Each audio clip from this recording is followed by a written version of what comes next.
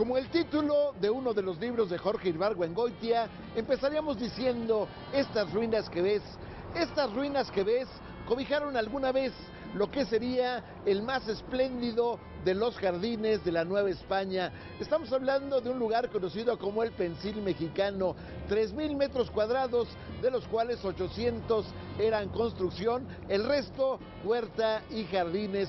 Nuestra leyenda urbana nos lleva hoy a este escenario histórico de un lugar que lamentablemente está en ruinas, pero que en su momento representó el esplendor de la nobleza de la Nueva España. Mi nombre es Alberto Barranco Chavarría y esto es Leyenda Urbana.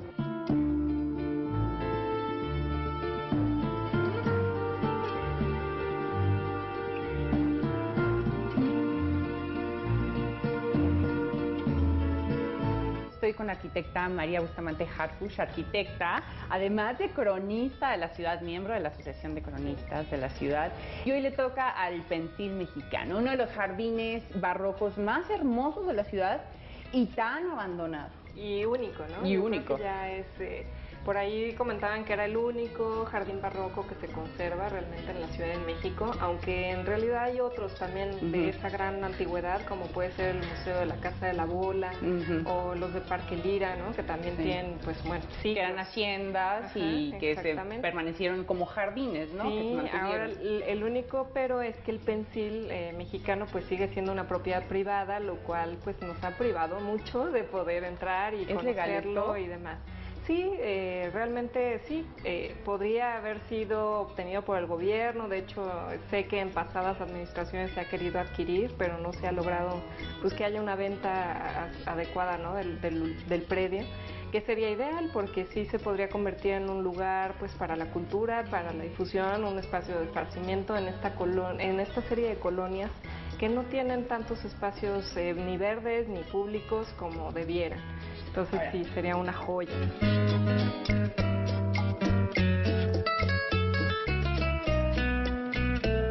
Asombrado ante la magnitud, ante la belleza de lo que eran los jardines de Moctezuma, que se ubicaban donde hoy está la iglesia de San Francisco, donde hoy está la Torre Latinoamericana y gran parte pues de lo que era esa zona y que cobijaba un zoológico, Hernán Cortés quiso hacer lo suyo.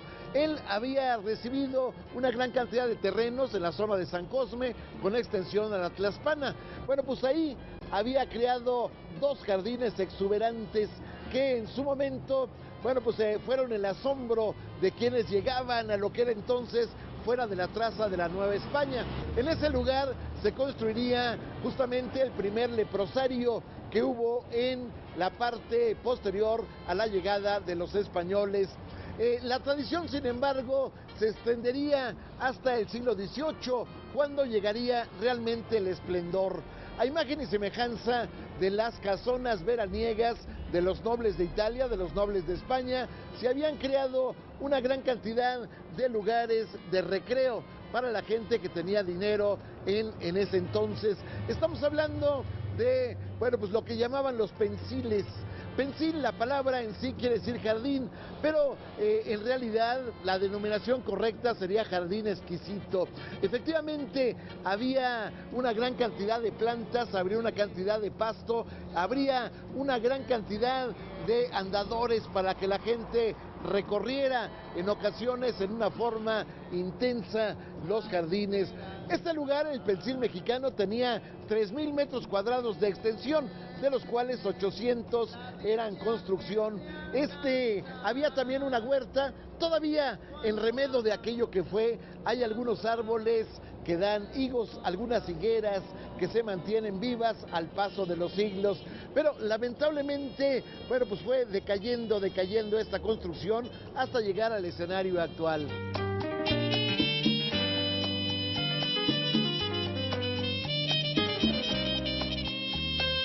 Si viajáramos al pasado, viajáramos al siglo XVIII, ¿cómo veríamos este Pensil? Hay que imaginarnos, todavía siglo XVI, XVII, imaginarnos que la Ciudad de México es casi lo que hoy conocemos como el centro histórico y que lo único que la unía con tierra firme era esta calzada de Tacuba que llegaba al pueblo de Tacuba y que es una de las, o sea, el lugar realmente en todos los alrededores, y muchas de sus calles lo dicen, algunas de las iglesias lo dicen, eran huertas. En el caso del Pensil se va a dar hasta 1766, ya casi finales del siglo XVIII, que llega Marco de Ibarra, que es el que lo va a desarrollar como esta casa de verano. Era muy común en aquel entonces que los propietarios de casas en el centro histórico tuvieran otras en los alrededores. Él era un personaje que estudiaba filosofía y letras. Exactamente, bachiller así le dicen, y también parece fue parte de los virreyes de la Nueva España, y entonces sí tenía un gran poderío y sí era de un gran abolengo el tener tus dos casas. Claro. Y era imaginar que en aquel entonces, aunque ahorita es cerquitita y es una colonia casi, ¿no? Que nos separa, bueno, son varias, a veces no nos damos son 8 colonias, pero... Que eran como entidades separadas exacto, de la ciudad, ¿no? Sí, era irse afuera de la ciudad. Tacubaya era toda una travesía también, donde se hicieron muchas casas de verano, y Tacuba también tuvo esta cualidad, ¿no? Casas con patios, con jardines, pero el Pensil mexicano sí iba a tener una característica pues muy especial arquitectónica. Cuando uno, bueno, ve la gran barda, es sorprendente este gran portón que tiene, que podemos ver en fotografías, que al rato se las puedo mostrar, cómo tienen los títulos nobiliarios, ¿no? La mayoría de estas casas tenían el título nobiliario del personaje, del propietario, y estos se van a borrar hasta ya que es la época de la independencia, en que pues ya eso no era tan bien visto, había que volver al nacionalismo y se empiezan a borrar. Pero es una portada pues muy especial, y también al interior la casa tiene una iglesia chiquitita de un estilo churrigueresco preciosa, es todavía más chiquita que la del Señor de la Humildad en el centro histórico por la Merced. Es más chiquita todavía, yo le calculo que tiene unos 4 metros de ancho por 12 de fondo. Es verdaderamente como una capilla muy familiar, que sigue teniendo mucho detalle, ángeles, flores y demás, pero que pues ya no tiene el techo y pues tiene unos agrietamientos muy fuertes, y que sí requiere una atención pues pronta, ¿no? de todo el casco antiguo edificado.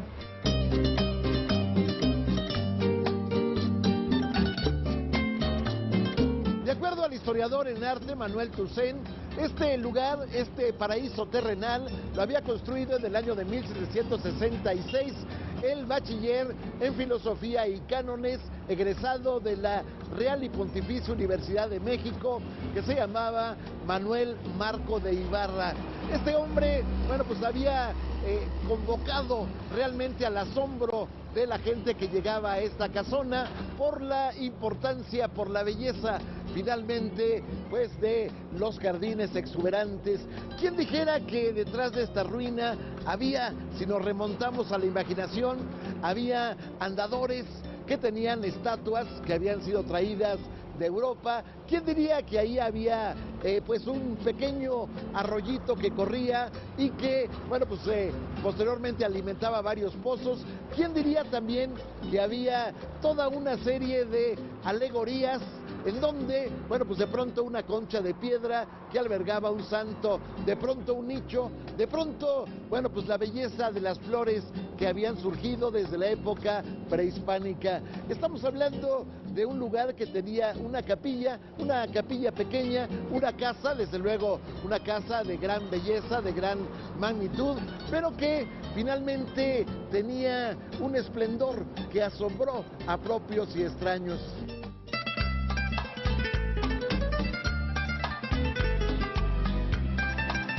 A mí me sorprendió mucho que lo que sí está bien conservado son los jardines, lo que queda de los jardines, porque en realidad ya ahorita es menos de una manzana, es muy pequeño. A lo mejor sí todavía extenso, de como 800 por 800 metros, pero ya no era lo que era. Antes llegaba casi a 4 calles a la redonda, o sea, es muchísimo más extenso. Y en realidad este jardín pues estaba contenido por unos arcos muy bonitos también, hechos en cantera. Todavía se conservan varios de estos arcos, unos ya no, pero sí me sorprendió a mí ver que se conservan estos elementos, unas conchas también hechas en cantera, que eran una especie de fuentes, y que el jardín está súper bien conservado ahorita, actualmente, o sea, tiene higueras, tiene muchas secciones de pasto, pero ya no, obviamente no es el jardín con la vegetación original. Sí. Ahorita es un jardín bien cuidado, bien mantenido, pero pues ya con la ruina, ¿no?, del edificio. Y algo que es interesante es que, bueno, esta propiedad debe su nombre al Pensil, por este jardín exuberante. En realidad era como un jardín de la familia antes de salir a sus grandes áreas de campo de cultivo, ¿no?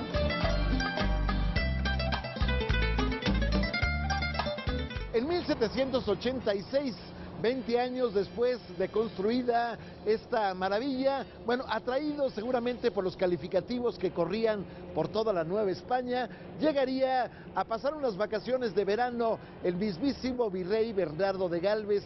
Lo acompañaba su esposa Felicitas Saint-Maxent, conocida como la Francesita. La Francesita, dicen, caminaba extasiada en las tardes por los jardines y a veces caminaba y no alcanzaba a terminar el recorrido. Bueno, en este escenario, posteriormente, ya en el siglo XIX, llegaría la maravillosa cantante Ángela Peralta. Ángela Peralta estrenaría en este lugar, a la vera de una gran cantidad de invitados, a la vera de un escenario en donde, bueno, pues la gente estaba alelada no solamente de oír la voz, sino también, bueno, pues de el estreno de un vals conocido justamente como Pensil de las Flores. Ahí estaba pues la grandeza que alguna vez recorrería ni más ni menos que la marquesa Calderón de la Barca. Esta mujer lamentablemente no escribió sobre esta construcción, pero bueno, se sabe que a ella llegaban prácticamente todos los importantes de finales del siglo XIX en el escenario pues de lo que era ya el México independiente.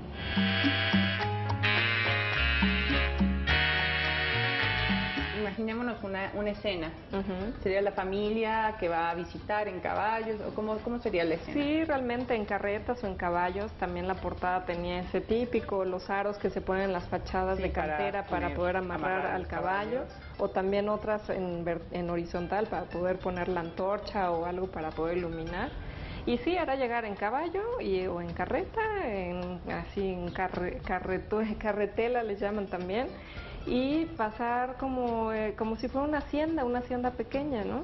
Me imagino que también las festividades y todo lo que fueran, digamos, eventos o rituales de la familia se hacían ahí en el Pensil. Totalmente.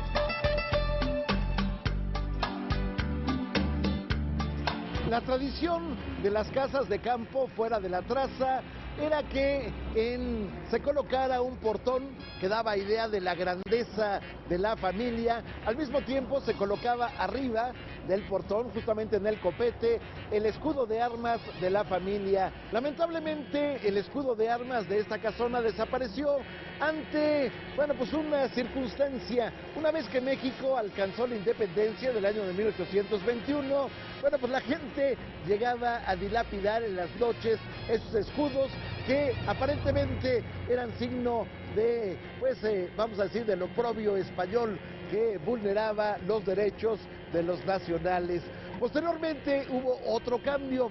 Resulta que originalmente esta casona se llamaba Pensil Americano. Sin embargo, cuando llegaron los estadounidenses en el año de 1847, decidieron poner su cuartel en este lugar y a la vera de su estancia, bueno, cincelaron la palabra mexicano en lugar de americano, aunque hay que recordar que en aquel entonces se considera América todo lo que era pues el espacio de lo que sería la República Mexicana. Cuando Miguel Hidalgo y Costilla habla de liberar de la esclavitud, no habla de los mexicanos, habla de los americanos.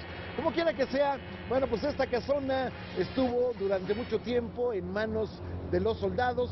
Después de la intervención de los Estados Unidos, la casona permanecería abandonada varios años hasta que en los albores del siglo XX, en pleno esplendor del Porfiriato, sería comprada por un particular.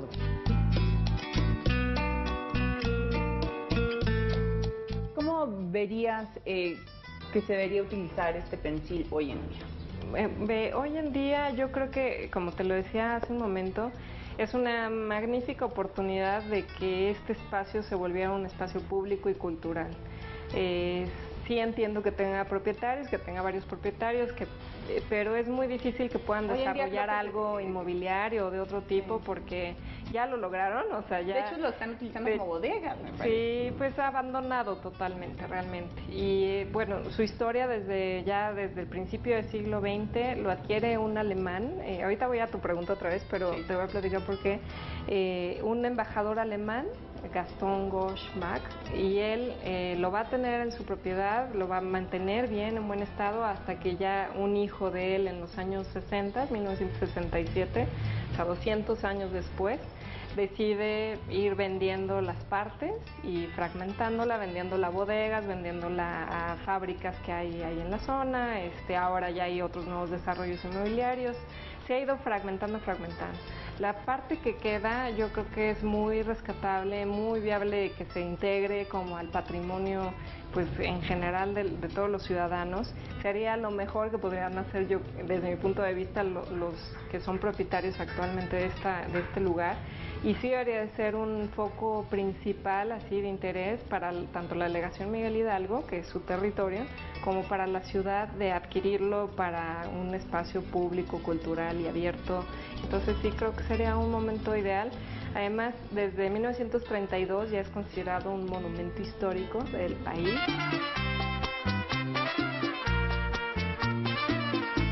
El comprador de la finca sería ni más ni menos que el embajador de Alemania en México, hasta que en 1960 uno de sus hijos decidió empezar a fraccionar.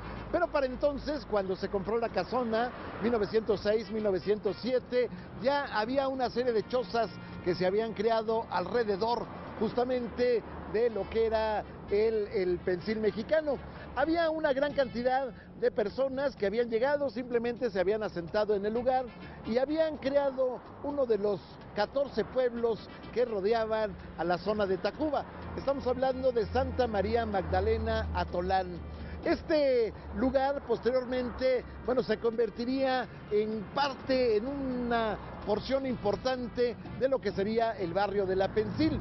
6 colonias con el nombre de Pensil: Pensil Norte, Pensil Sur, Pensil Oriente, pero también paradójicamente en este lugar, que es donde está asentado el pensil mexicano, bueno, pues la colonia en realidad se llama Ahuehuetes Anáhuac. Pero bueno, pues la gente identifica al barrio por su nombre original, nacido justamente de esta construcción, el barrio de La Pensil.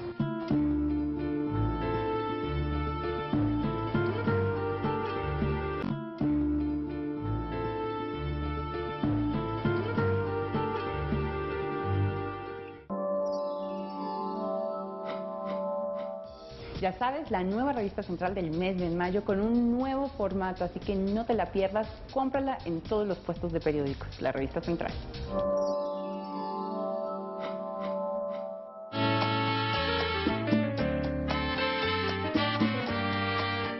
Impenetrable para la curiosidad pública, se sabe sin embargo por testimonio de alguna fotógrafa, de algunos personajes e investigadores que han logrado entrar, en que de este esplendor ya no existen las esculturas, ya no existen los andadores, ya no existen, bueno, pues las bancas que en un momento dado invitaban al descanso. Sin embargo, la capilla, pequeña capilla, quizás 11 metros de largo, todavía está en pie, aunque el techo se ha caído totalmente. Se sabe también que la construcción, bueno, pues está medianamente, vamos a decir, conservada, pero también se sabe que gran parte de los jardines están totalmente secos, aunque se conserva un pedacito de lo que fuera aquel esplendor.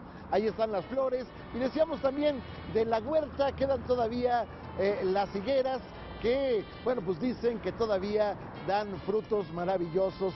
Como quiera que sea, estamos hablando de un lugar que se ha mantenido en litigio durante muchísimos años. Alguna vez se habló que la delegación Miguel Hidalgo iba a comprar el predio para convertirlo en un lugar de cultura. De hecho, se ha creado un patronato, un conjunto de personas de la zona que en su momento pues han invitado a que se recupere este espacio y se cree justamente la Casa de la Cultura Pensil Mexicano.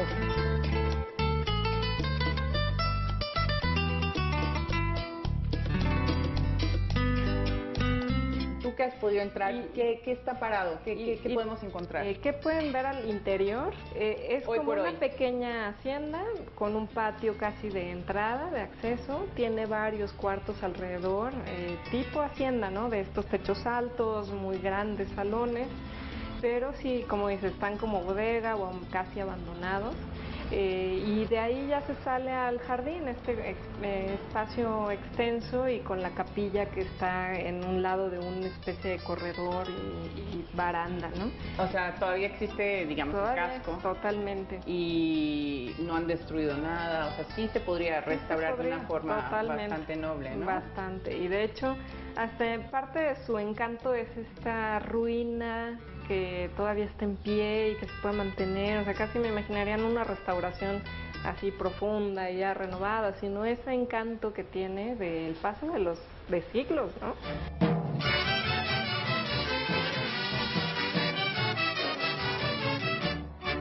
En la tradición de los jardines paradisiacos en México, durante el siglo XIX florecerían los llamados tíbolis. Había uno en San Cosme, hacia el centro de la ciudad, sobre la propia Ribera de San Cosme o Calzada México-Tacuba, como se llamaba en su origen, y en su parte posterior, bueno, pues estaba el Tívoli del Elicio.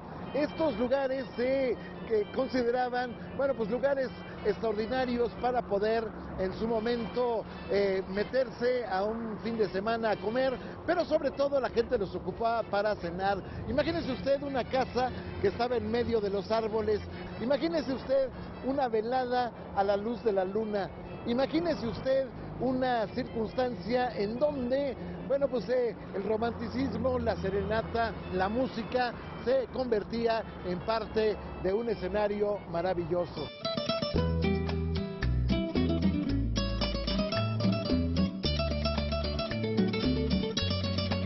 Es bien interesante que a pesar de que la mayoría de la gente que habita en la zona, que es muchísima, o sea, casi 40,000 habitantes, casi todos, para todos es un referente, un punto de identidad, un lugar que para todos es como de orgullo, o sea, yo soy de la Pensil y ese edificio significa algo. Y es increíble porque la gran mayoría, a pesar de tener a lo mejor desde jóvenes hasta gente de 70 años, 80 años, lo refiere siempre en su memoria, en sus anécdotas cotidianas, pero además muy pocos son los que han podido entrar. Y a pesar de no entrar y conocer esto, a pesar de eso tienen un gran aprecio, un gran así como que es un punto así de lo más reconocible en sus colonias. Entonces eso me parece muy valioso. Hicimos una convocatoria que se llamó Órale que es mi barrio, y era para generar identidad, arraigo y demás entre la población, y podía ser a través de lo que quisieran, una fotografía, un escrito, una anécdota, una crónica, y una persona en particular hizo un cuadro espectacular del Pensil mexicano, ya lo verán, al rato en la cámara lo pueden filmar, todo con plastilina, pero hecho todo el paisaje tal cual, así, la ruina, el jardín, y es una belleza, fue la que ganó el primer lugar, ya la verán. Entonces, sí. Pues muchas gracias, María, por estar con nosotros aquí en Leyenda Urbana. Gracias a ti, un gusto. Seguimos.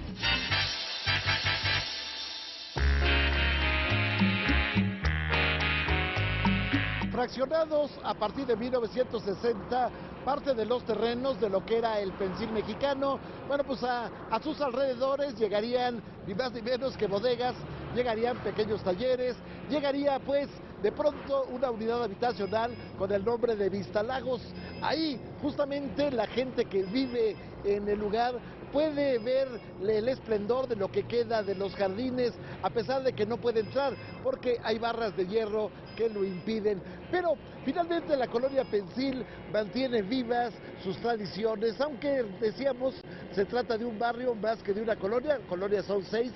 El escenario es que ahí está vivo el hecho de que la gente pelea con el barrio de Santa Julia por la belleza de los altares a la Virgen de Guadalupe.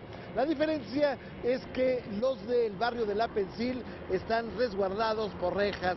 La diferencia también es que, bueno, pues aquí todavía hay una gran cantidad de tradiciones que se mantienen vivas. Por ejemplo, en la tradición de La Pensil se habla de una pulquería llamada Los Siete Compadres. Esta pulquería, bueno, se llamaba así justamente porque abrigaba a una hermandad, 7 personajes asiduos clientes que llegaban cada 12 de diciembre y se llevaban el cuadro de la Virgen de Guadalupe a bendecir. Eso es lo que les daba el compadrazgo y eso es lo que le daba el sabor, el color, la leyenda de la cantina. El barrio de La Pensil tiene un personaje que es el Macetón Cabrera. Bueno, ese es el barrio de La Pensil, el lugar donde todavía en esa tradición había una cervecería conocida como Las Siete Cabezas, pero también ahí está un lugar que en su momento se convirtió en clásico, el Mercado de la Curva, que en realidad se llamaría 18 de marzo. Ahí estaba el Cine Naur, que alguna vez cambió su nombre a José Alfredo Jiménez, pero la tradición siguió llamándolo Cine Naur. Ahí está lo que se considera el barrio bravo, pero que tiene un orgullo, justamente el Pensil mexicano. El 8 de abril de 1932, con la firma del titular de la instancia correspondiente, Narciso Bassols, la Secretaría de Educación Pública le daría al Pensil mexicano la condición de monumento histórico. En la exposición de motivos hablaba de que era el último de los jardines exquisitos que había en la época de la Nueva España. Hablaba de la belleza impresionante de sus jardines, de su capilla, de su casona. El último de los mohicanos agoniza desde hace más de 50 años. Gracias por haber estado con nosotros en esta leyenda urbana. Lo espero el próximo sábado aquí, naturalmente, en Canal 40, Proyecto 40. Mi nombre es Alberto Barranco Chavarría y le deseo la mejor de las noches.